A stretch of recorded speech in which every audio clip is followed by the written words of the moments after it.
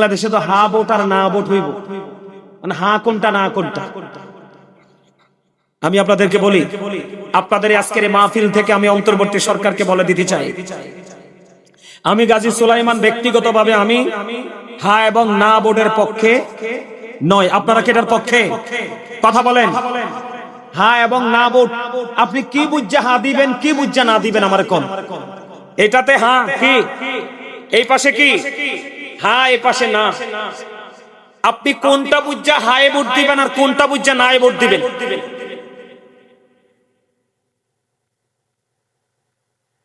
কোন লেখা নাই, পড়া নাই। হ্যাঁ এবং না ভোট হইলে আপনাদের পুরো ইয়ার মধ্যে, সনদের মধ্যে পুরো উল্লেখ থাকতে হবে কি হবে না? কথা বলেন। আপনারা বুঝতে হবে না, সারা দেশের মানুষ বুঝতে হবে। কথা কন না কেন? আমি বুঝতে তো হবে না, আপনারা সবাইকে বোঝাতে হবে না? সম্মানিত উপস্থিতি, আমি আমার মনে হয় না দেশে নির্বাচন হবে। আজকে দেখছেন নি ইয়াতে মাতার বাড়িতে কয়লা বিদ্যুৎ কেন্দ্র পুইরা কিন্তু চাই। এতদিনে না শেখ হাসিনার দোষ ছিল? কথা বলে, এতদিন কার দোষ ছিল? শেখ হাসিনার দোষ ছিল। অনকা কোন শেখ হাসিনা আছে দেশে? গ্যাস কই গেল? দেশের পরিস্থিতি এমন কেন? জিন্দা মানুষকে টাঙ্গাইয়া পোড়াইয়া ফেলা হচ্ছে, কোনো প্রতিক্রিয়া নাই। কত সুন্দর সুন্দর ছেলেদেরকে গুলি করে মারা হচ্ছে, এটার কোনো প্রতিক্রিয়া নাই। এটা কোন দেশ রে ভাই? আপনাকে আমাকে সবাইকে কি হতে হবে? যেই দলে করেন সবাইকে ঘুম ভাঙতে হবে, ঠিক কিনা বলেন? আরে জোরে বলেন, ঘুম ভাঙতে হবে কিনা? আমার দিকে তাকান। এমন নজির অহরহ আছে। যেই স্বামী প্রথম বিবিকে মোহরানা না দিয়ে কবরে যাবে, কাল হাসরের দিন তাকে জিনাকারীদের অন্তর্ভুক্ত করা হবে, ঠিক কিনা বলেন? সম্মানিত উপস্থিতি, দেশ কোথায় যাচ্ছে আমি জানি না। একজন আওয়ামী লীগ করে, একজন বিএনপি করে, একজন জাতীয় পার্টি করে, একজন এটা করে, আরেকজন ওটা করে, যার যে দল ভাল লাগে করেন। কিন্তু দেশের স্বাধীনতা, সার্বভৌমত্বের ক্ষেত্রে সবাই একমত হতে হবে, ঠিক কিনা বলেন? আরো জোরে। এই আপনাদেরকে আমি বলি, আমাদেরকে প্রায় সময় মানুষ আমাদেরকে বলে যে হুজুর, বাংলা থেকে অনুমতি দেওয়া হয়েছে, দ্বিতীয় বিয়ে করতে প্রথম বিবির অনুমতি লাগবে না। এটা মুসলমানের জন্য সবচেয়ে বড় গজব, ঠিক কিনা বলেন? আপনারা আমার কথা একমত না? আরো যারা বলেন না একমত না? আপনি একটা বিয়ে করবেন, আরেকটা বিয়ে করতে পারবেন, এই জন্য অনুমতি লাগবে না। খুশি হয়ে গেছে? খুশি হওয়ার কোনো কারণ? আজকে আপনি যুবক, কালকে বাবা হয়, ঠিক কিনা বলেন? ঘরে আছে নারীরা, তারা মা হয়, তাই তো? বাবা মার মাধ্যমে আল্লাহ সন্তান নামক নিয়ামত পৃথিবীতে দেয়। এখন সন্তান পৃথিবীতে আসার পরে বাবা মা তার সন্তানের দায়িত্ব যত্ন সহকারে পালন করে না। এই জন্য মাঝে মাঝে কারো কারো সন্তানকে শকুন এসে নিয়ে যায়, ছিঁড়ে ফিরে খায়, ঠিক কিনা বলেন? তার মানে পথভ্রষ্ট হয়ে যায়, ছেলেটার পুরো ভবিষ্যৎ নষ্ট হয়ে যায়। হয় কি হয় না? এটা কিসের কারণে? ধর্মীয় শিক্ষা না থাকার কারণে। যুবক, এই আপনারা এখন আমি ওয়াজ শুরু করে দিচ্ছি, আপনারা কানে কানে বলবেন, এন হুজুর আছে, হুজুরে লিখবে, আওয়াজ দিবেন না, ঠিক আছে? আমার দিকে তাকান, আমি কি বলি? এটার নাম কি? মোবাইল। এটার নাম কি? মোবাইল। আমি জানি এটার নাম বিষ। পৃথিবীর কোন বিষাক্ত প্রাণী যদি সবল মারে, আপনি বিষ নামাতে পারবেন, কিন্তু এই সাপের বিষ যদি কারো অঙ্গে ঢুকে, কারো বডিতে ঢুকে, কিয়ামত পর্যন্ত এই সাপের বিষ নামানোর ওঝা পৃথিবীতে আসবে কিনা আমি জানি না। এই সাপের বিষে ইসলাম পুরো ধ্বংস করে দিছে। বিশেষ করে সবচেয়ে বেশি ধ্বংসস্তূপে পরিণত হয়েছে আমাদের যুব সমাজ। এই যে দেখেন যুবকগুলো আছে, এরা কি মুসলমান না? কয়টা যুবকের মাথায় টুপি আছে দেখেন? বলেন বলেন না? দাড়ি কিন্তু ইহুদিরাও রাখে, পাঞ্জাবে কিন্তু ইহুদিরাও রাখে, কিন্তু টুপি ইহুদিরা পরে, কোন বেঈমান কাফেররা টুপি পরে না। আমরা মুসলমানের প্রতীক হলো টুপি। এটা আজকে আমাদের ধর্মীয় সংস্কৃতির চর্চা। হিন্দুরা যখন তারা পূজা মণ্ডপে যায়, কি যায়? খেয়াল করেন, আমার ওয়াজ দেখেন, শোনেন। হিন্দুরা যখন পূজা মণ্ডপে যায়, হিন্দুদের পূজার কি কোনো ভিত্তি আছে কোরআনে? নাই। আমি বলি, এদিকে দেখান। আল্লাহ বলেছেন, ইন্নামাল খামরু ওয়াল মাইসিরু ওয়াল আনসাবু ওয়াল আজলামু রিজসুম মিন আমালিশ শাইতান। মদ, জুয়া, মূর্তি, এগুলো ঘৃণ্য বস্তু। শয়তানের কাজ। মদ, জুয়া, মূর্তি, ভাগ্য গণনা এগুলো ঘৃণ্য বস্তু, শয়তানের কাজ। কার কাজ বলেছে কে? আল্লাহ। তাহলে এগুলো যদি শয়তানি কাজ হয়, শয়তানি চর্চা হয়, আপনি দেখবেন তারা যখন তাদের উপাসনালয়ে যায় পুরোই ড্রেস অফ চেঞ্জ। কথা বলেন না? অথচ তাদের এই চর্চার কিন্তু কোরআন হাদিসে কোনো ভিত্তি নাই। আর আমরা মুসলমান, আমাদের ধর্ম শ্রেষ্ঠ ধর্ম। ইন্নাদ দীনা ইনদাল্লাহিল ইসলাম। Islam is not only a religion but also complete code of life. ইসলামের মধ্যে আছে আপনার আমার পরিপূর্ণ এবং পূর্ণাঙ্গ জীবন ব্যবস্থা। ঠিক কিনা বলেন? কেন? এটা আল্লাহর মনোনীত ধর্ম। ঠিক কিনা বলেন? আজকে আমাদের যুবকরা পথভ্রষ্ট কেন? বর্তমানে আমাদের বাংলাদেশের এই অবস্থা কেন? শুধুমাত্র ধর্মীয় শিক্ষা, ধর্মীয় অনুভূতিতে না থাকার কারণ। ঠিক কিনা বলেন? অতিরিক্ত লোভ লালসার কারণে। ঠিক কিনা বলেন? আরো জোরে। সম্মানিত উপস্থিতি, আমাদের ছেলেরা মোবাইলের মাধ্যমে যেই চর্চা করছে, এই চর্চা আমাদের ছেলেদেরকে, বাচ্চাদেরকে জাহান্নামে নিয়ে যাবে। এটার জ্বলন্ত প্রমাণ হলো কোরআন। আমাদের যুবকেরা এই মোবাইল নামক বিষের মাধ্যমে যেই সংস্কৃতির চর্চা শুরু করে দিয়েছে, এই চর্চা আমাদের যুবককে, আমাদের বাচ্চাগুলোকে দিন দিন অন্ধকার এক জগতের দিকে নিয়ে যাচ্ছে। কারণ আমরা যাকে ফলো করছি তাদের ঠিকানা হলো জাহান্নাম। আল্লাহ বলেছেন উইদ্দাত লিল কাফিরিন। আল্লাহ জাহান্নাম শুধুমাত্র বানিয়েছে কাফেরদের জন্য, কিন্তু মুসলমানও সেই জাহান্নামে যাবে। তার কারণ কি? শুধুমাত্র বেঈমান কাফেরকে অনুকরণ করার কারণে। এই যে আমি আপনাদেরকে প্র্যাকটিক্যালি প্রমাণ দেই, যেই ছেলেগুলোর মাথায় টুপি নাই, প্রত্যেকটা ছেলের মাথার দিকে তাকায়া দেখেন, একটা ছেলের মাথার চুল কাটার স্টাইলও কোরআন সুন্নাহ মোতাবেক নাই। প্রত্যেকটা ছেলের মাথায় ইহুদিদের স্টাইলে চুল কাটা। কথা বলেন, আমি কি ভুল বললাম? কেন? এটা সমস্যা কি? এটার জন্য দায়ী হলো বাবা মা। এই দায় আপনারা এড়াতে পারবেন না। কারণ every parent should take care their children very carefully। প্রত্যেকটা পিতামাতার উচিত তাদের সন্তানের দায়িত্ব যত্ন সহকারে পালন করা। আর আমরা সন্তান হিসেবে we should obey our parents। আমাদের প্রত্যেকের উচিত আমাদের পিতামাতাকে মান্য করা, কারণ পিতামাতাকে ভালোবাসা, মান্য করা ফরজ, তাদেরকে কষ্ট দেওয়া হারাম। যুবক, আমি তোমাদেরকে মেন করে বলছি, আমার যত ভয়, আমার যত চিন্তা তোমাদেরকে নিয়ে। কারণ এই যে মুরব্বী আমার দাদু ভাইরা আছে, এদেরকে ওয়াজ শোনানোর প্রয়োজন নেই, কারণ তাদের হৃদয় খুঁড়লে দেখা যায় আল্লাহ আল্লাহ রাসূলের প্রেম ভালোবাসায় ভরা। আর তোমাদের অন্তর খুঁজলে, ম্যাক্সিমাম যুবক যুবতীর অন্তর খুঁজলে দেখা যায় হিংসা, নোংরামি আর আত্মগরিমায় ভরা। কথা বলেন? আপনাদের বাচ্চারা কি দেখলে সালাম দেয়? এখনকার বাচ্চারা কি দেখ, কি কমু, দোষের তো শেষ নেই। মাহফিলে কয়টা যুবক আসছে?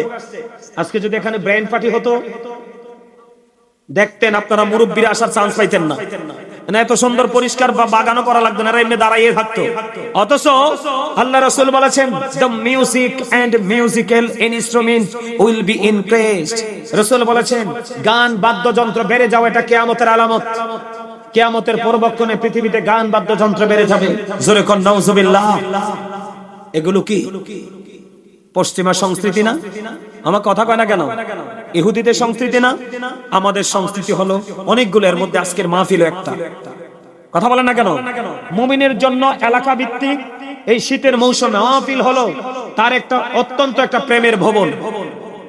কথা বলেন? কিন্তু এখন আমাদের ছেলেদেরকে আমরা নিরুৎসাহিত করতেছি।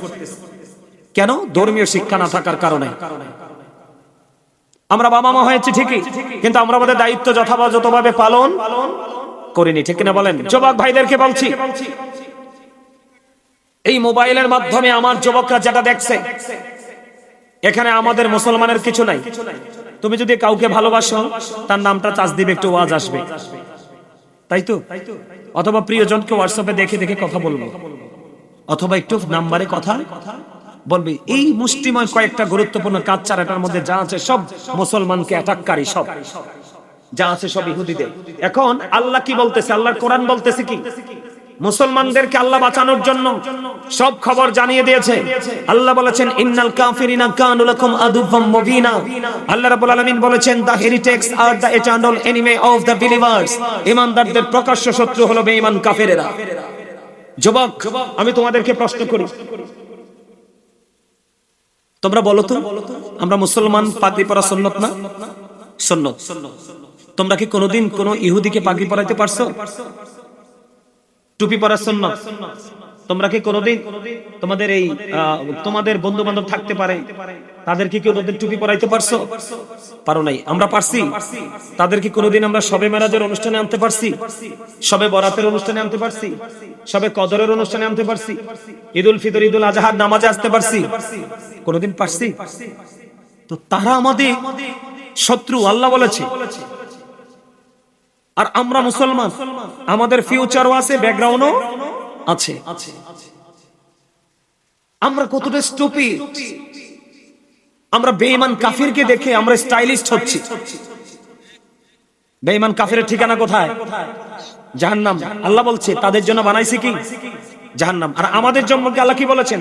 উইদ্দাত লিল মুত্তাকিন, মুত্তাকিনদের জন্য আল্লাহ জান্নাত বানিয়েছে। তাহলে আমাদের জন্য জান্নাত, তাদের জন্য জাহান্নাম। এখন আমরাও তাদের জাহান্নামে যাচ্ছি, কারণ আমরা তাদের সাথে প্রেমে পড়েছি। ঠিক কিনা বলে?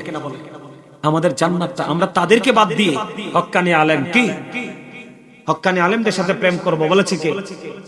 আল্লাহ বলেছেন join with my dear people, come to my paradise. আল্লাহ বলেছেন ফাদখুলি ফি ইবাদি ওয়াদখুলি জান্নাতি, তোমরা আমার প্রিয় লোকেদের সাথে যুক্ত হও আর আমার জান্নাতে চলে এসো। সুবহানাল্লাহ বলেন। এই সমস্যা সবচেয়ে বড় আরেকটা সমস্যা, ম্যাক্সিমাম যুবকের পরনে জিন্স প্যান্ট আছে না নাই? যুবকদেরকে বলছি অত্যন্ত গুরুত্ব সহকারে শুনবা। এদিকে কেন জিন্স প্যান্টের কাছে আসলাম? এটা হচ্ছে আমরা মুসলমানের জন্য আরো বড় গজব। বুখারী শরীফের মধ্যে আসছে, যেই পুরুষ অহংকার করে করে এদিক দিয়ে নাভির নিচে দিয়ে টাকনুর নিচে পোশাক পরবে, তার ঠিকানা হবে জাহান্নাম। আল্লাহর কোরআন কি বলে? ইয়া বানি আদমা কদ আনজালনা আলাইকুম লিবাসান ইউওয়ারি সাওআতিকুম ওয়ারিশান ওয়া লিবাসুত তাকওয়া যালিকা খায়র। আল্লাহ আদম সন্তানের জন্য পোশাক দিয়েছে তিন শ্রেণীর, একটা লজ্জাস্থান ঢাকার, আরেকটা সাজের, আরেকটা তাকওয়ার। মানে যেটা মুসলমানের জন্য গুরুত্বপূর্ণ পোশাক, সেটা হলো কি? উপর দিয়া নাভি বরাবর, নিচে দিয়া টাকনুর উপরে। উপর দিয়ে থাকতে হবে নাভি বরাবর, অথবা নাভির উপরে, নিচে দিয়ে থাকতে হবে টাকনুর উপরে। আবার লুঙ্গি বলেন, প্যান্ট বলেন, পায়জামা বলেন, ট্রাউজার বলেন, যেটাই বলেন, এই কন্ডিশনে পোশাক পরা ইমানদার পুরুষের জন্য ফরজ। সুবহানাল্লাহ বলবেন না? আপনারা বলেন এখন কয়টা ছেলে প্যান্টটা নাভির নিচে?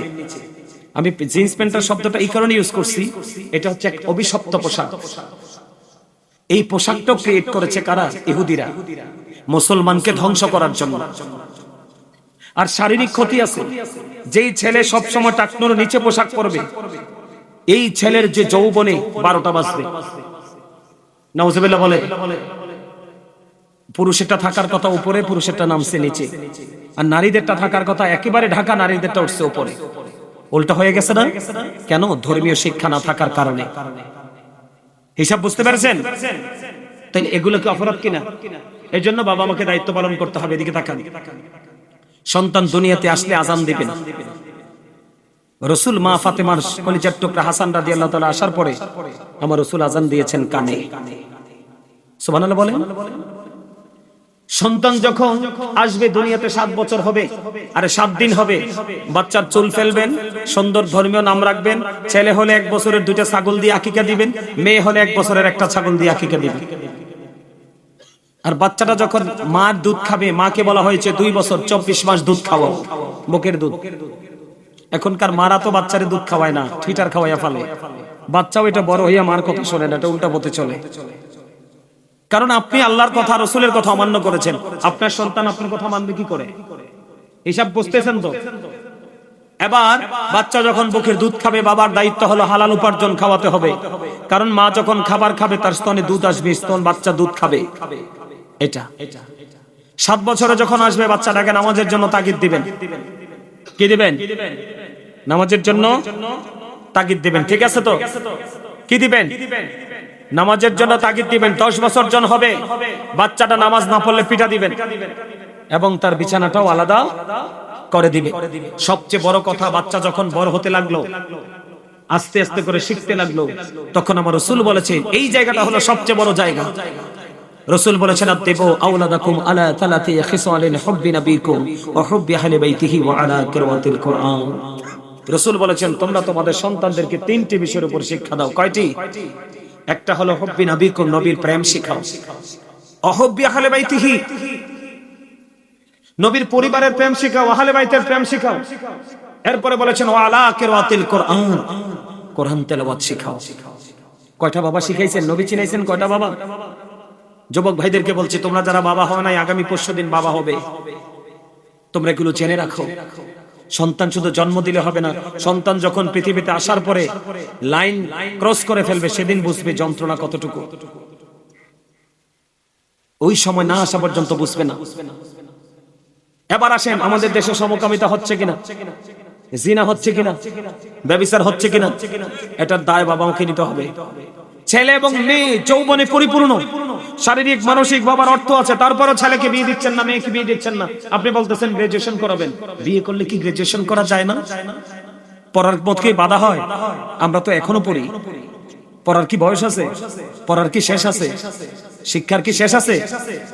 সম্মানিত উপস্থিতি, এই জায়গাগুলো আপনাকে ক্লিয়ার করতে হবে। সবচেয়ে বড় কথা হলো, আপনি যখন ধর্মীয় শিক্ষায় যখন শিক্ষিত হবেন, তখন আপনার নিজে ঘর, বাড়ি, ফ্যামিলি এবং সমাজ, আপনার ওয়ার্ড, আপনার ইউনিয়ন এবং আপনার পুরো দেশ, আপনি ন্যায়কে প্রতিষ্ঠিত করার জন্য কথা বলতে পারবেন। ঠিক কিনা বলেন? আমার কথা আপনারা বুঝেন না? এই, আমার কথা কি আপনারা বুঝেন? আল্লাহ রাসূল বলেছে, characterless people will come in national power. রাসূল বলেছেন চরিত্রহীন লোক জাতীয় ক্ষমতায় যাবে। অলরেডি আমাদের দেশে ক্যারেক্টারলেস পারসনদের চেয়ার নিয়ে ছেঁড়াছিড়ি শুরু হয়ে গেছে। ঠিক কিনা বলেন? আরো জোরে। আমার কথা কি একমত না আপনারা? আরো জোরে বলেন। আজকের বাস্তবতা থেকে আমি বলছি, আজকের দিনে আমার বাসায় চট্টগ্রাম থেকে মেহমান আসছে। মেহমানকে, অতিথিকে আসলে আপ্যায়ন করতে হয় না? এত দূর থেকে মেহমান আসলে তাকে খাওয়াতে হবে না? আমি তো সকাল ঘুমে, বাসায় সিলিন্ডার নাই, গ্যাস নাই। বিশ্বাস করেন, আমার আব্বা ঘুম থেকে ওঠার পরে আমি শুনতেছি বাসার মধ্যে হট্টগোল চলতেছে। গ্যাস নাই, সিলিন্ডার নাই। গ্যাস তো আমার দেশের খনিজ সম্পদ। কথা বলেন না কেন? আমার দেশের গ্যাস গেল কোথায়? কোথায় চলে গেল? কে খেয়ে ফেললো? টাকা বেশি দিলে গ্যাস মিলবে, টাকা বেশি না দিলে গ্যাস মিলবে না। কি অদ্ভুত আচরণ! এদিকে তাকান। I love my country and country's people. আমি আমার দেশ এবং দেশের মানুষকে ভালোবাসি। প্রত্যেকটা নেতার কমেন্টসটা এমন হওয়া উচিত। ঠিক কিনা বলেন? আমরা কি দেশের ভাড়াটিয়া? আমরা জনগণকে এই দেশের ভাড়াটিয়া? যে যাবে সেখানে সে আমাদের সাথে নির্মম আচরণ করবে, আমরা সত্যটা বলতে পারবো না।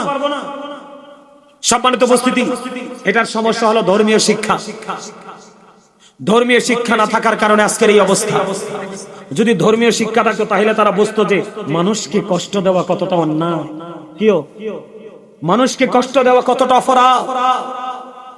আপনার হাত এবং মুখের ক্ষতি থেকে যদি কোনো মানুষ নিরাপদে না থাকে, আপনি মুমিন না, আপনি যত বড় দাঁড়িয়ে রাখেন না কেন। ঠিক কিনা বলেন? সম্মানিত উপস্থিতি, আপনাদেরকে আমি কি বলবো, বলার কোনো ভাষা নাই। এই জন্য আপনি আপনার সন্তানকে কি করবেন? দিনের শিক্ষাকে দিবেন। এরপর আপনি যেই দেশে পাঠান, বড় গ্রাজুয়েশন করার জন্য করাবেন, কোনো সমস্যা নেই।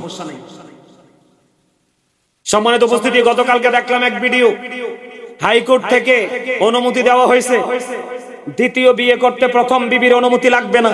এটা মুসলমানের জন্য সবচেয়ে বড় গজব। ঠিক কিনা বলেন? আপনারা আমার কথা একমত না? আরো যারা বলেন না একমত না? আপনি একটা বিয়ে করবেন, আরেকটা বিয়ে করতে পারবেন, এই জন্য অনুমতি লাগবে না। খুশি হয়ে গেছে? খুশি হওয়ার কোনো কারণ? আজকে আপনি যুবক, কালকে হবেন বাবা।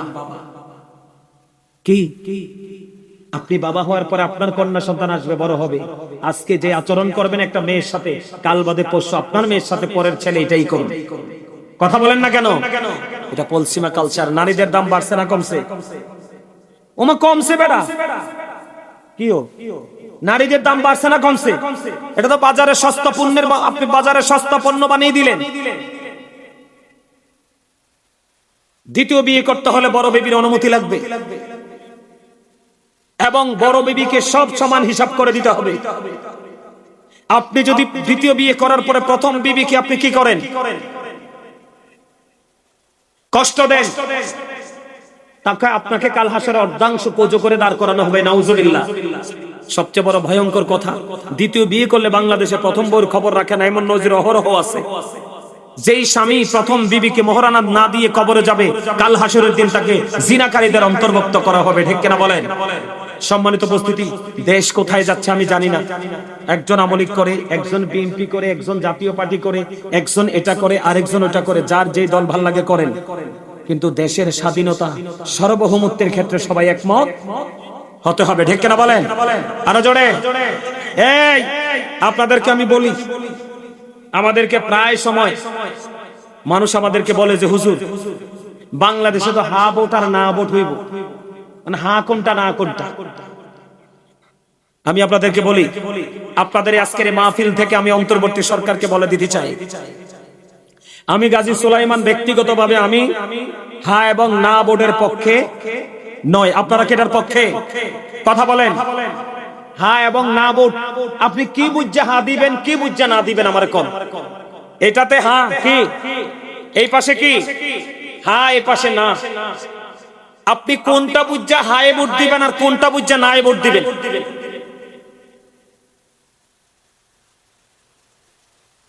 কোন লেখা নাই, পড়া নাই। হ্যাঁ এবং না ভোট হইলে আপনাদের পুরো ইয়ার মধ্যে, সনদের মধ্যে পুরো উল্লেখ থাকতে হবে কি হবে না? কথা বলেন। আপনারা বুঝতে হবে না, সারা দেশের মানুষ বুঝতে হবে। কথা কন না কেন? আমি বুঝতে তো হবে না, আপনারা সবাইকে বোঝাতে হবে না? সম্মানিত উপস্থিতি, আমি আমার মনে হয় না দেশে নির্বাচন হবে। আজকে দেখছেন নি ইয়াতে মাতার বাড়িতে কয়লা বিদ্যুৎ কেন্দ্র পুইরা কিন্তু চাই। এতদিনে না শেখ হাসিনার দোষ ছিল? কথা বলে, এতদিন কার দোষ ছিল? শেখ হাসিনার দোষ ছিল। অনকা কোন শেখ হাসিনা আছে দেশে? গ্যাস কই গেল? দেশের পরিস্থিতি এমন কেন? জিন্দা মানুষকে টাঙ্গাইয়া পোড়াইয়া ফেলা হচ্ছে, কোনো প্রতিক্রিয়া নাই। কত সুন্দর সুন্দর ছেলেদেরকে গুলি করে মারা হচ্ছে, এটার কোনো প্রতিক্রিয়া নাই। এটা কোন দেশ রে ভাই?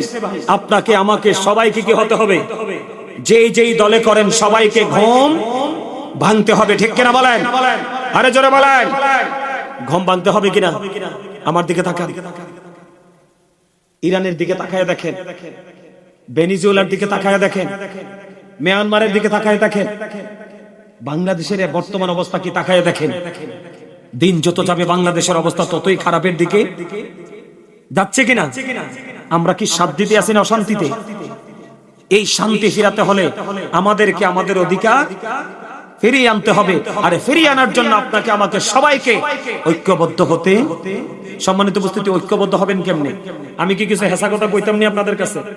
আমার লগে আবার কাজে টাজে লাগবেন নি? কেউ লাগতেন না তো? হেসা করে কইছেন? এদিকে তাকান। সর্বশেষ ওয়াজটা একটু কইরেই যাই। এই জামাল, ওয়াজটা কি করতাম? হ্যাঁ করতাম নি রে? ঠিক আছে, কে কে ওয়াজের পক্ষে আছেন হাত তোলেন। সোজা করে, সোজা করে, এমনি।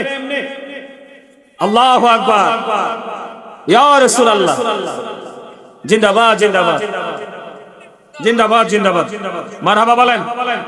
আমি একটু পড়ি, হ্যাঁ দেখে দেখে পড়ি একটু, কারণ আপনাদের জন্য কোনো অসুবিধা না। আর আমার পাশে তো হাফেজ সাহেব আছেন, আছেন না? আমার একটু হেল্প করবেন, হ্যাঁ? এদিকে তাকান, যাইয়েন না, ওয়াজ শেষ, এখনই মুনাজাত দিয়ে দিবে। এদিকে তাকান, আল্লাহ রাব্বুল আলামিন কি বলেছে? এদিকে তাকান।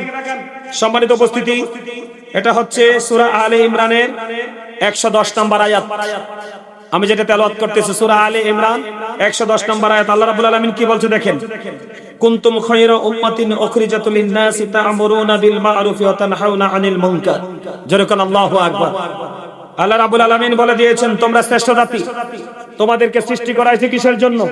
মানব জাতির কল্যাণের জন্য। কিসের জন্য? আবারো বলছি, কুনতুম খায়রা উম্মাতিন উখরিজাত লিন-নাসি তা'মুরুনা বিল মা'রুফি ওয়া তানহাউনা আনিল মুনকার। কে বলেছেন? আল্লাহ। আমরা কি শ্রেষ্ঠ জাতি? আমাদেরকে আল্লাহ সৃষ্টি করেছে মানব জাতির কল্যাণের জন্য।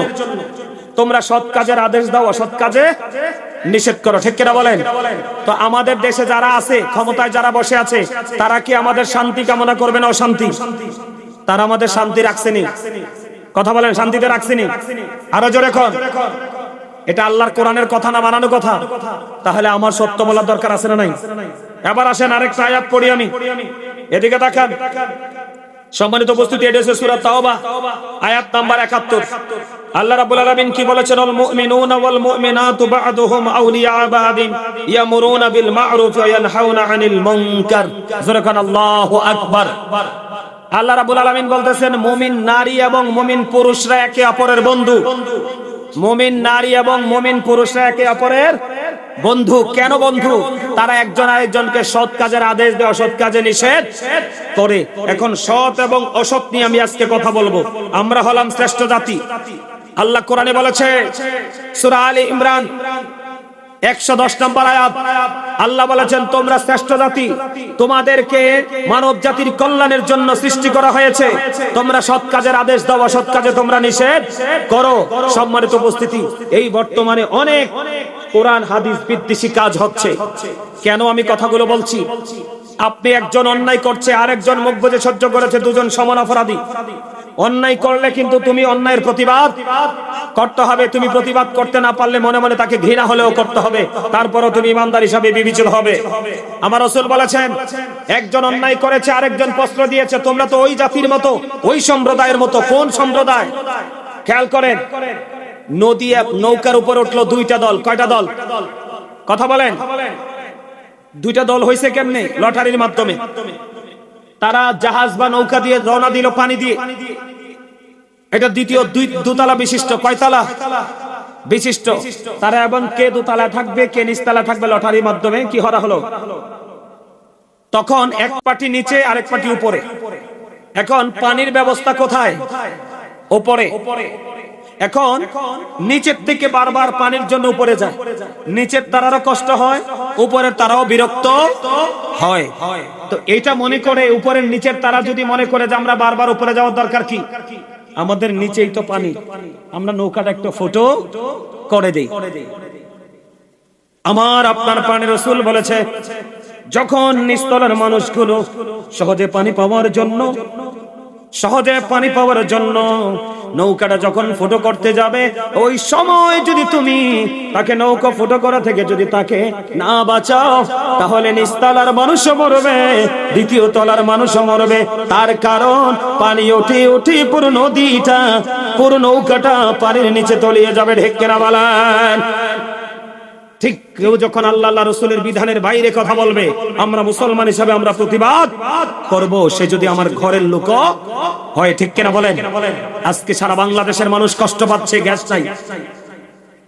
কি জানি একটা উপদেষ্টা বলছে, গ্যাস না থাকলে বলে কি উপাসনি থাকতে কইছে। আপনারা শুনছেন কিনা জানি না। গ্যাস ছাড়া মানুষ চলবে কি করে? গ্রামের মানুষ লাকড়ি দিয়ে খাবে। কথা বলেন। এরপরে বিয়ে কোরআন হাদিসের কোনো তোয়াক্কা নাই, দ্বিতীয় বিয়ে করা যাবে। আবার শুরু হয়েছে কি গণভোট, হ্যাঁ না ভোট। সম্মানিত উপস্থিতি, এদিকে দেখান। আপনি যদি হায়ে ভোট দেন পক্ষে যাবে, এখন কোন পক্ষে যাবে এটা তো আমি জানি না। ঠিক কিনা বলেন? আর না ভোট দিলে সনদ বাতিল। কি না ভোট দিলে কি বাতিল, আর হ্যাঁ ভোট দিলে সংস্কার হইব। কোন সংস্কার হইব? কথা বলেন। কিসের সংস্কার? কিসের সংস্কার হবে? কথা বলেন। একজনে তৈরি করে দিয়ে গেছে, আরেকজন শুধু এখন ভাঙতেছে। এই সংস্কার? আপনি কি সংস্কার করবেন? সনদে সব উল্লেখ করতে হবে। ঠিক কিনা বলেন? কিন্তু আপনি জানা লাগবে না? আপনি যে এখানে যে সিল মারবেন, আপনি জানতে হবে না কিসে সিল মারবেন? সম্মানিত উপস্থিতি, দেশটা কোথায় গেছে আমার দিকে তাকান। কয়দিন আগে আপনারা দেখছেন কিনা জানি না, একজন রোজার পূজা ত্যাগ করছে। নাউজুবিল্লাহ বলে না কেন?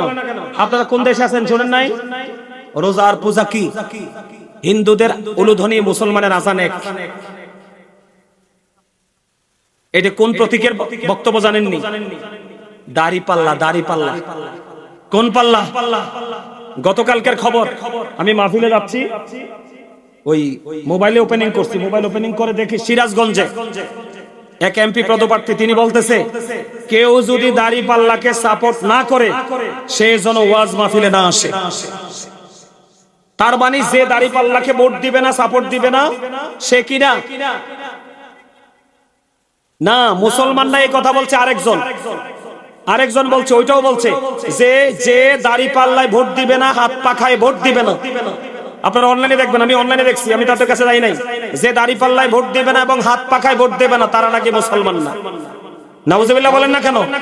আরো যারা বলে নাউজুবিল্লাহ, মা আসতে কেন নাউজুবিল্লাহ? আমি এটা বানাই বলছি, এগুলো তাদের বক্তব্য। চট্টগ্রামের একজন এমপি পদপ্রার্থী, এই মিয়া ভাই, চট্টগ্রামের একজন এমপি পদপ্রার্থী, উনি বলতেছে আমি ডাক দিলে সূর্য দাঁড়ায় থাকবে। আরো জোরে কন্যা নাউজুবিল্লাহ। এগুলো কি আল্লাহর বিধানের বিরুদ্ধাচরণ কিনা বলেন? আরে আরো জোরে বলেন। ফেনীতে একজন বলছে মসজিদে যদি রাজনীতি করতে দেওয়া না হয় তাহলে মসজিদে আজান চলবে না, কোরআন তেলাওয়াত চলবে না। নাউজুবিল্লাহ বলেন। কুষ্টিয়ার আরেকজন বলছে দাড়িপাল্লায় কেউ যদি একটা ভোট দেয়, কয়টা ভোট? দাড়িপাল্লায় কেউ যদি একটা ভোট দেয়, কয় 18 কোটি মুসলমানের নামাজের সওয়াব পাইব। এগুলো কি আপনি আমি মুসলমান হিসাবে প্রতিবাদ করার দরকার না? আরে ভাই, আপনি রাজনীতি করবেন, ভালো কথা করেন, রাজনীতি ছাড়া তো দেশ টিকানো সম্ভব না। সম্ভব? আপনি রাজনীতি করেন, কোনো সমস্যা নাই, ঠিক আছে, কিন্তু আপনি আমাদের ধর্মীয় অনুভূতিতে আঘাত করবেন কেন? আপনি মুসলমানের ঈমান নিয়ে ছিনিমিনি খেলবেন কেন? আমার কথা কন না কিনলে। যুবক ভাইদের কাছে প্রশ্ন, মুরব্বীরা না, যুবক ভাইরা তোমরা আমাকে উত্তর দিবা। সে নাকি একজন ডক্টর, ফয়জুল হক না কি জানি তার নাম, সে একটা উঠানে মানুষকে কি করতেছে, মানে নির্বাচনী প্রচারণা চালাচ্ছে। সে বলতেছে আপনার জীবনে কোনো নেক আমল আপনি করেন নাই। কি করেন নাই? আপনি শুধু স্মোকিং করতেছেন। কি করতেছেন? আপনি শুধু বিড়ি খাইতেছেন। আপনি বিড়ি খাইতে খাইতে খাইতে খাইতে কাউকে যদি যাইয়া বলেন ভাই তুমি দাড়িপাল্লায় ভোট দাও, তাইলে নাকি তার জীবনের সব গুনাহ মাফ। কি আজীব ব্যাপার! কোন দেশে আসলাম রে ভাই? আবার কেউ যখন তাদেরকে প্রশ্ন করে টকশোগুলোতে, তাদেরকে যখন কেউ প্রশ্ন করে, হেরা যারা মানে সিনিয়র নেতারা আছে, ওরা কি বলে, এটা তার ব্যক্তিগত মতামত। ওমা, এটাতে আরো বেশি কিসকিরি। তো এটা যদি তার ব্যক্তিগত মতামত হয়, অভিমত হয়, তাইলে তুমি দল থেকে এত বড় দায়িত্ব দিয়ে রেখেছো কেন? ঢেকে বলে আরো জোরে। আমার কথা আপনারা একমত হইতে পারছেন না।